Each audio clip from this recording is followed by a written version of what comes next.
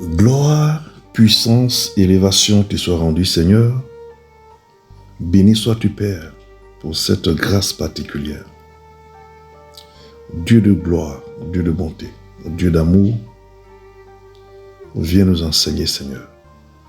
Dispose chacun d'entre nous à recevoir ta parole et que cela soit gravé sur la tablette de nos cœurs afin que nous puissions mettre cela en pratique au nom de Jésus.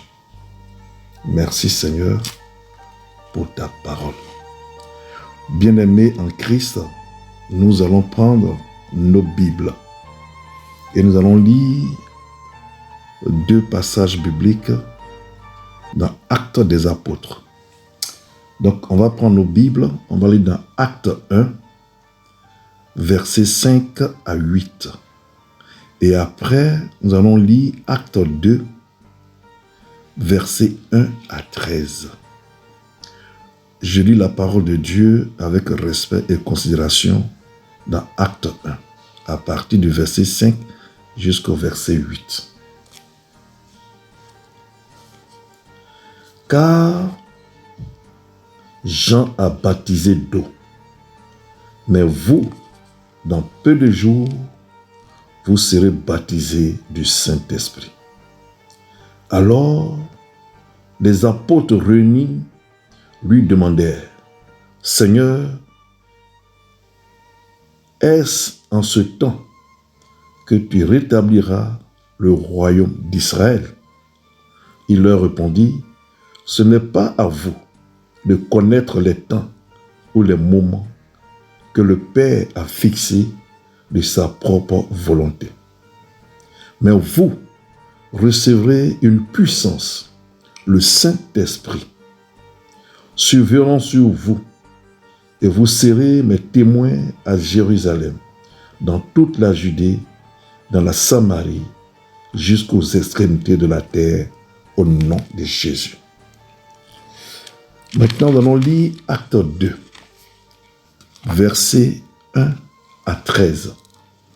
Je lis la parole de Dieu avec respect et considération. Acte 2, versets 1 à 13. Le jour de la Pentecôte, ils étaient tous ensemble dans le même lieu. Tout à coup, il vint du ciel un bruit comme celui d'un vent impétueux. Et il remplit toute la maison où ils étaient assis. Des langues semblables à des langues de feu leur apparurent, séparées les unes des autres, et se posèrent sur chacun d'entre eux. Ils furent tous remplis du Saint-Esprit et se mirent à parler en d'autres langues, selon que l'Esprit leur donnait de s'exprimer.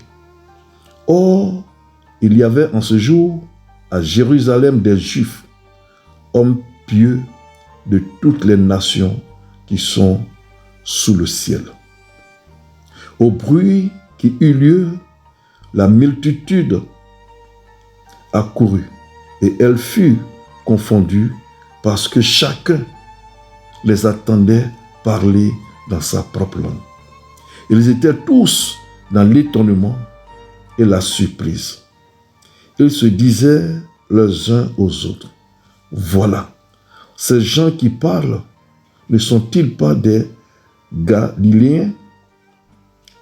Et comment les entendons-nous dans notre propre langue à chacun, dans notre langue maternelle? » Parthes, Médès et Lamine, ceux qui habitaient la Mésopotamie, la Judée, la Cappadoce et le pont d'Asie, l'Asie, la Phrygie, la Paphilie, l'Égypte, le territoire de la Libye voisine, de Cyrène, et ceux qui sont venus de Rome, juifs et prosélytes, Crétois et Arabes, comme Comment les entendons-nous parler dans nos langues des merveilles de Dieu? Ils étaient tous dans l'étonnement et ne sachant que penser, ils se disaient les uns les autres: que veut dire ceci? Mais d'autres se moquaient et disaient: ils sont pleins de vin doux. Amen. Merci Seigneur. Voilà que nous venons de lire 2 passages dans Actes. Le thème de mon message, c'est le baptême du Saint-Esprit. Le baptême du Saint-Esprit. Le baptême du Saint-Esprit. Vous qui prenez note, vous allez mettre grand 1. Qui est le Saint-Esprit? Grand 1. Qui est le Saint-Esprit? Le Saint-Esprit est la 3e personne de la Trinité. Il précède du Père, du Fils. Il leur est égal. Il est Dieu.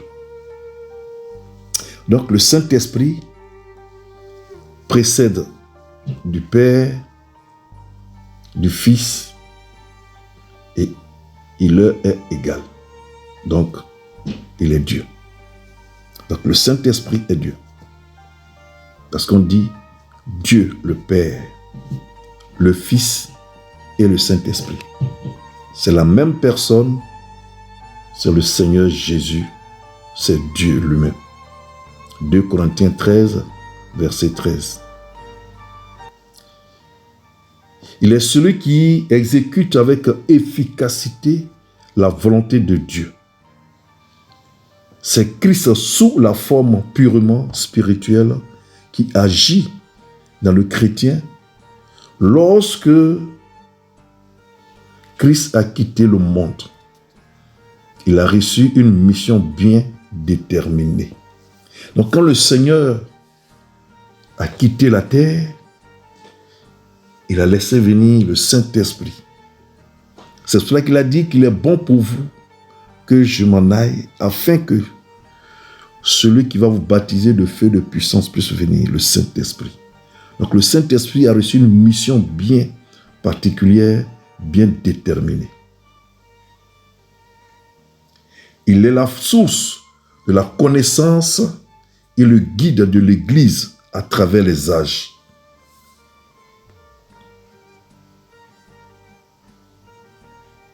Il est la source de la connaissance et le guide de l'Église à travers les âges.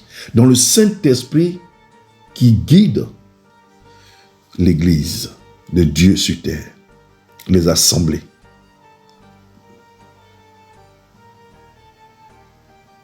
Le Saint-Esprit est une personne.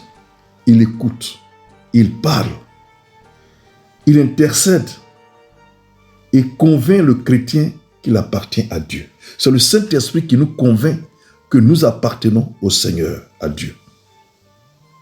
Il révèle la vérité, c'est-à-dire il dévoile les choses qui sont cachées.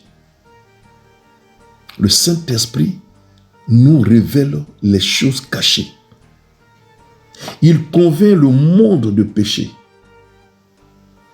Il inspire nos prières.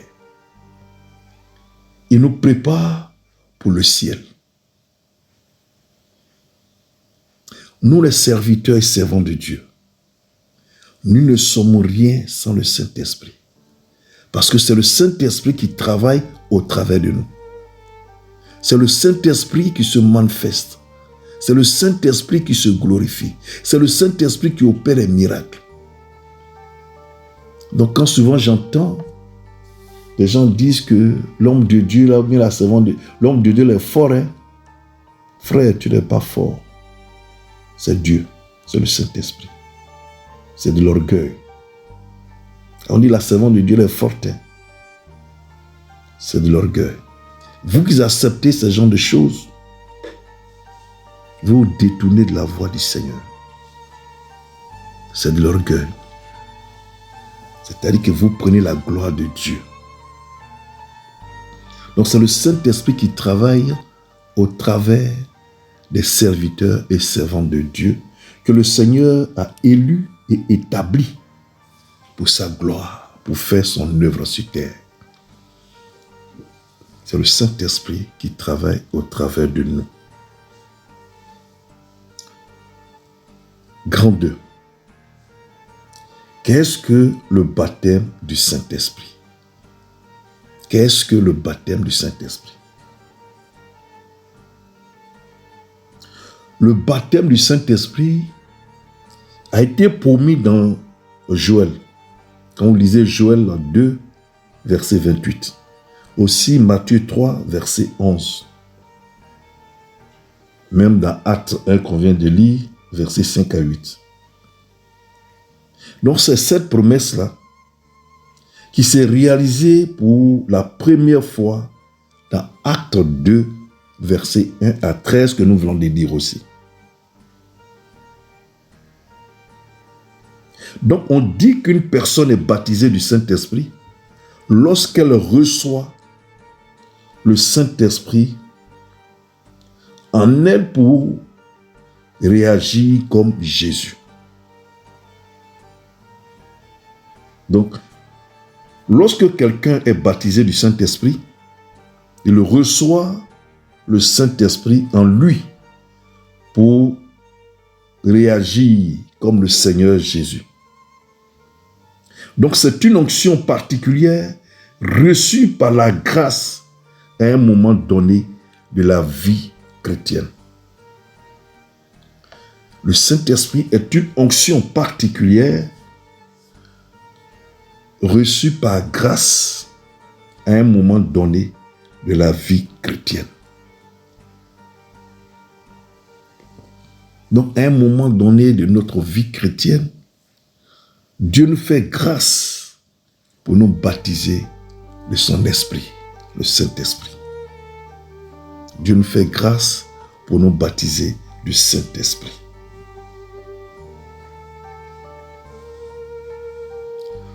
Quand on a lu tout à l'heure dans Acte 2, nous voyons que lorsqu'ils ont reçu le baptême du Saint-Esprit, ils ont commencé à parler dans d'autres langues. C'est ça le Saint-Esprit. Lorsque tu reçois le Saint-Esprit, par pure grâce, tu parles dans d'autres langues. Tu parles dans d'autres langues. Tu peux parler en chinois alors que tu es un Belge, alors que tu es un Africain, Béninois ou Togolais, ou Ivoirien, ou Gabonais, ou Tchadien, ou Malien.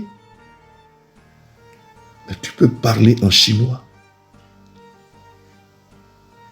Tu peux parler en anglais, en swahili, dans d'autres langues qui n'ont rien à voir avec ta langue paternelle. C'est-à-dire que la langue que toi-même tu parles officiellement.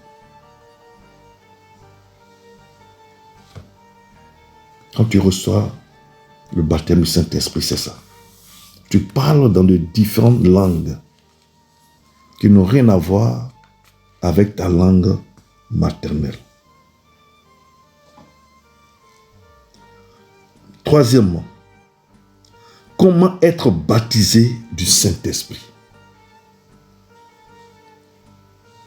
Ça, il faut que chacun d'entre nous comprenne. Le baptême du Saint-Esprit est une promesse faite à tout le monde, à tout chrétien né de nouveau. Pour le recevoir, il faut, premièrement, se repentir de ses péchés.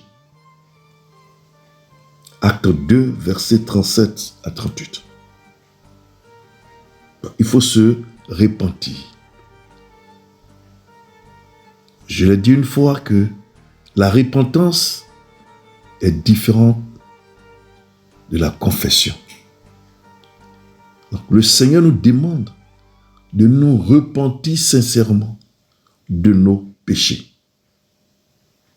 Deuxième élément, croire en Jésus-Christ et être obéissant à Dieu.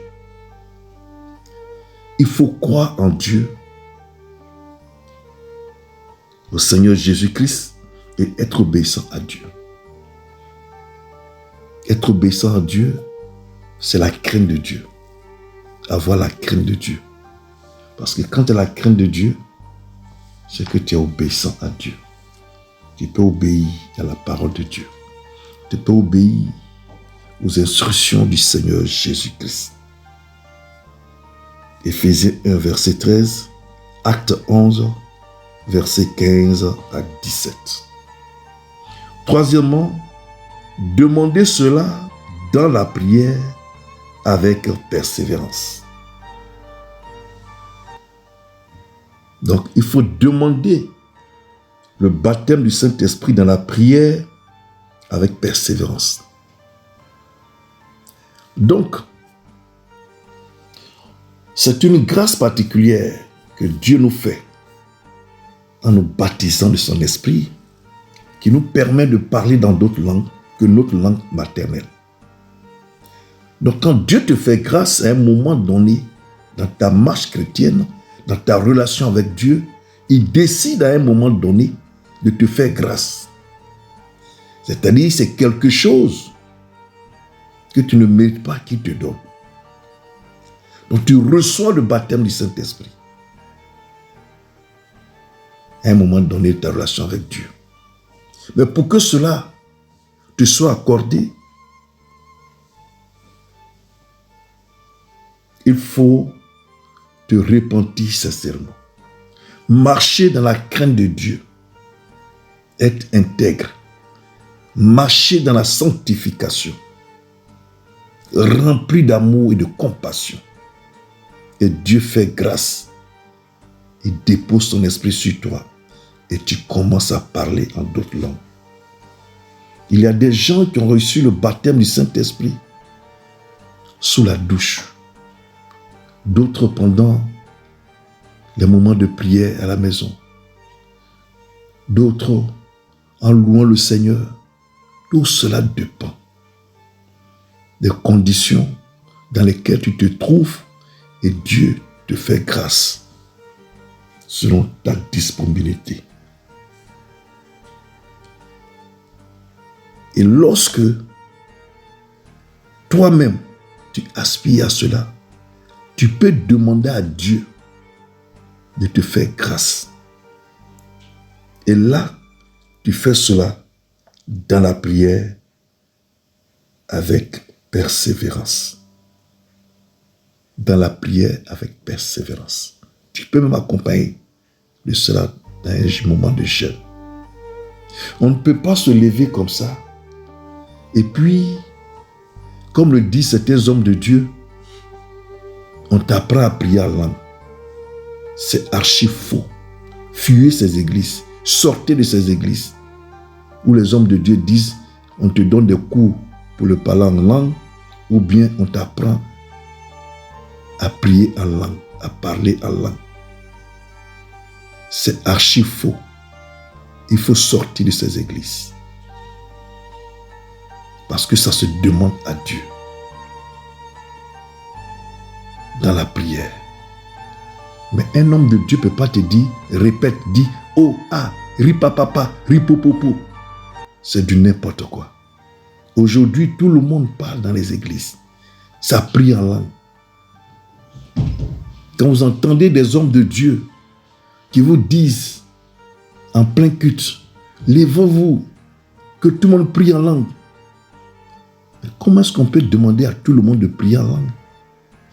Lorsque tout le monde n'est pas baptisé, tout le monde n'a pas reçu le baptême du Saint-Esprit.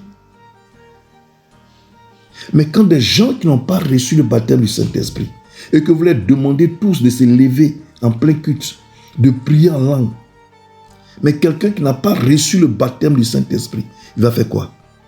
Il va imiter, il va imaginer des choses. Mais ça, c'est démoniaque. C'est un crime.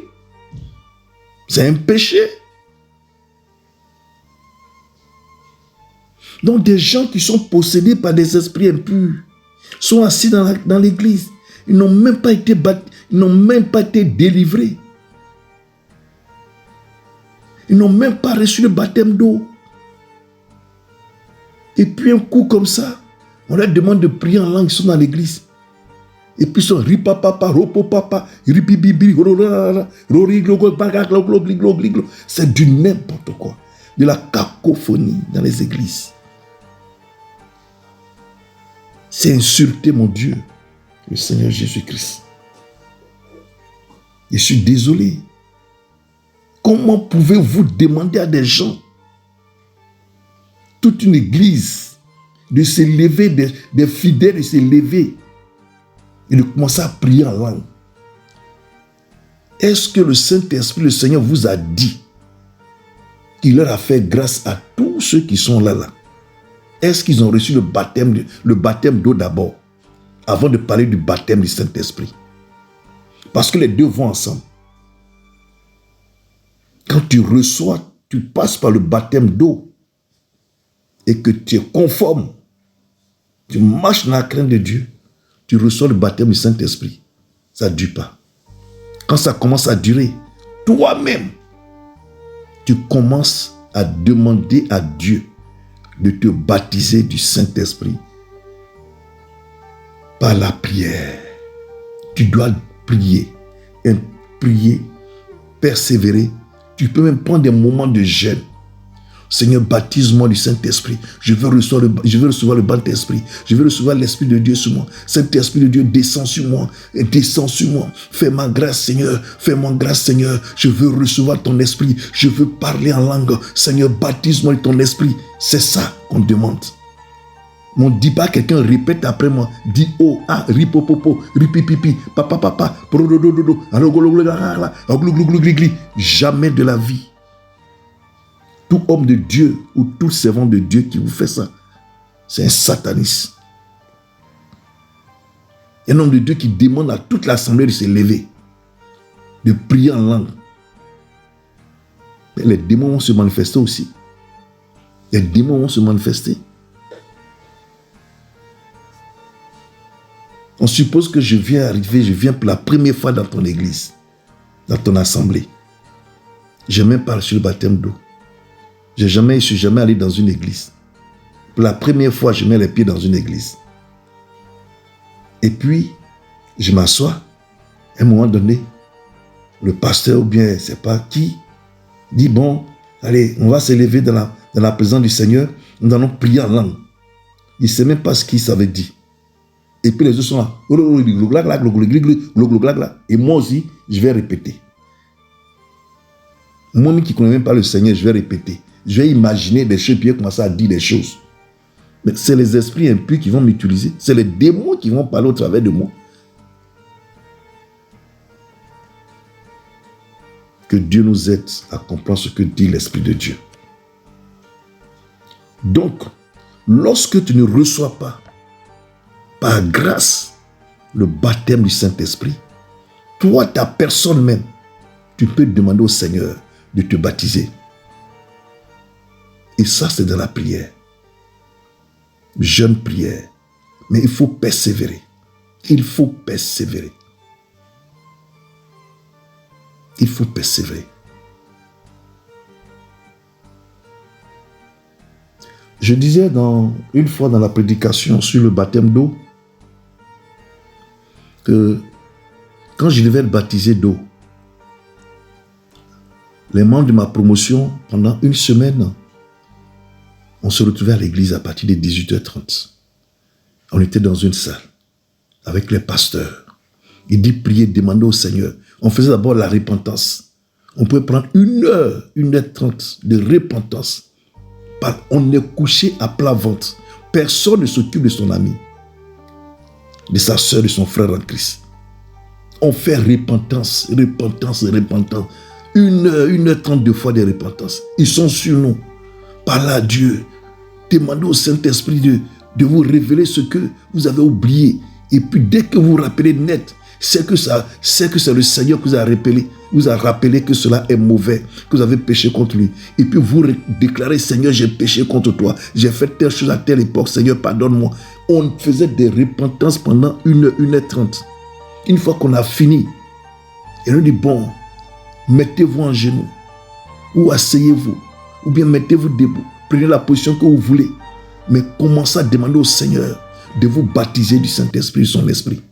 Et tu pries, Seigneur, baptise-moi de ton esprit. Je veux recevoir le baptême de l'Esprit de Dieu. Je veux recevoir le Saint-Esprit. Je veux recevoir le baptême, Seigneur Dieu. Baptise-moi de ton esprit. Seigneur, baptise-moi de ton esprit. S'il te plaît, Père, tu pries. Et puis un moment, paf, ta langue se délie. D'autres ont reçu avant même qu'on ne parte faire le baptême d'eau. D'autres, c'est quand on était le samedi, on était au bord de la piscine. D'autres, quand on les a sortis de l'eau nette. D'autres même au moment où louaient le Seigneur, au moment où baptisé les autres ont loué le Seigneur, ils ont reçu. Moi j'ai un cousin qui est au Canada, Léonard Kofi, qui fait les interprétations à l'église pendant les prédications et traduisant en anglais. Léo les met tellement louer le Seigneur. Il louait le Seigneur comme ça, puis il a reçu le baptême dans sa douche. Donc ça se demande où c'est pas plus grâce. À tout moment, Dieu peut te faire grâce. Mais on n'apprend pas une personne. On ne va pas à l'école pour apprendre des cours de baptême du Saint-Esprit. On n'apprend pas quelqu'un à prier en langue.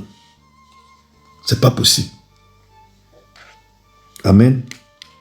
Que le Seigneur nous aide à comprendre. Donc, premièrement, qui est le Saint-Esprit? Deuxièmement, qu'est-ce que le baptême du Saint-Esprit? Et troisièmement, comment être baptisé du Saint-Esprit? En quatrième position, quatrième grand point, que produit le Saint-Esprit en nous lorsque nous recevons le baptême du Saint-Esprit? Lorsque tu reçois le baptême du Saint-Esprit, qu'est-ce que ce baptême du Saint-Esprit? Qu'est-ce que le Saint-Esprit produit dans ta personne, en toi, lorsque tu reçois le baptême du Saint-Esprit? Lorsque tu commences à parler en langue, à prier en langue,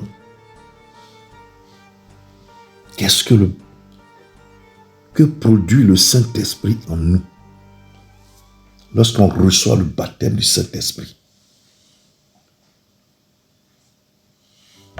Le Saint-Esprit produit en nous le fruit de l'Esprit, c'est-à-dire l'amour, la joie, la paix, la patience, la bonté, la fidélité, la douceur, la tempérance.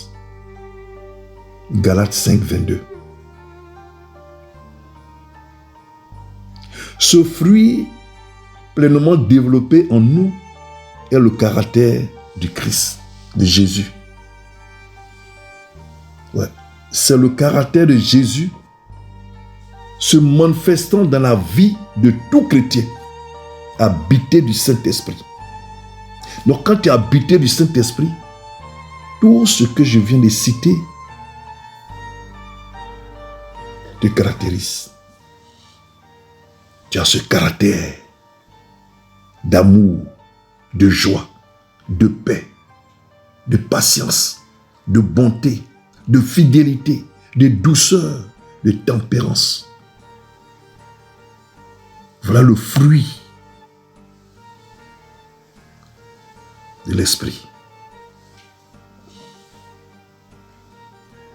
C'est ce fruit qui est pleinement développé en nous,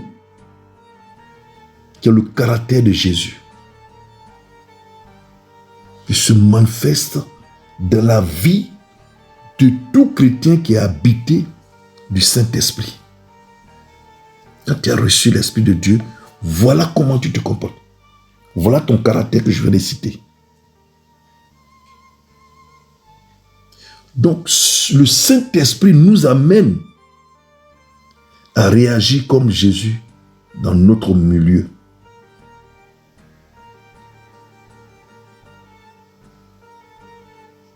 Dans notre milieu. Le Saint-Esprit met en nous des dons spirituels qui sont les moyens et les instruments de sa puissance manifestée en nous pour accomplir avec succès l'œuvre de Dieu.